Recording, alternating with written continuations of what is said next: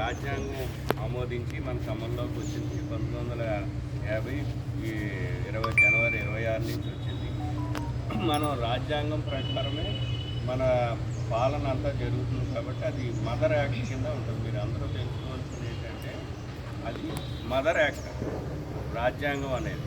దానికి అనుగుణంగానే మనకి యాక్ట్లన్నీ తయారవ్వాలి తప్ప దానికి వ్యతిరేకంగా కానీ దాంట్లో ఉన్న సూత్రాలకు వ్యతిరేకంగా కానీ తేడాగా కానీ యాక్ట్లు ఏమి తయారవ్వవు.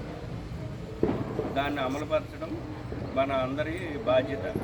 ప్రభుత్వము, కోర్టులు అన్నీ కూడా ఆ రాజ్యాంగం ప్రకారమే నడుచుకోవాల్సింది. ఆ రాజ్యాంగం ప్రకారం ప్రసాదించిన హక్కుల ప్రకారం మనందరం కూడా సమానమైన హక్కులు పొందగలుగుతాం. ఈ దేశంలో మనం అందరం కూడా సమానమైన హక్కులు దేని ద్వారా పొందగలుగుతున్నాం? మనకు రాజ్యాంగం ద్వారా సంక్రమించిన హక్కుల ద్వారా మనం పొందగలుగుతాం. మీరు అందరూ తెలుసుకోవాల్సింది ఏంటంటే ఒకళ్ళు పెద్దవాళ్ళు, ఒకళ్ళు చిన్నవాళ్ళు, ఒకళ్ళు అది అని కాదు. అందరికీ సమాన అవకాశాలు ఉన్నాయి.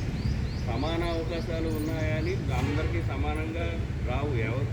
ఎవరు శక్తి కొలిది ప్రయత్నం చేస్తారో వాళ్ళకి ఎక్కువ అవకాశాలు వస్తాయి.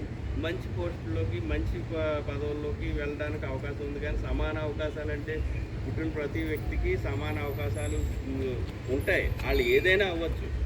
మీరు మన ఉన్న పెద్దలందరికీ వాళ్ళ పిల్లలకి చెప్పవలసింది ఏంటంటే వాళ్ళు ఏది అవ్వాలనుకుంటే అది అయ్యే అవకాశం మన రాజ్యాంగం ప్రసాదించిన హక్కుల ప్రకారం మనకు ఉంది.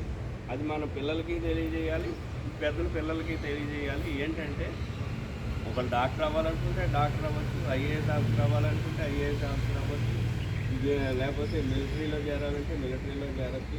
అది వాళ్ళ ఇష్టం, వాళ్ళ అభిరుచి పేట ఏదైనా చేయొచ్చు. లేడీస్కి అనే లింగ వివక్ష కూడా ఇప్పుడు లేదు.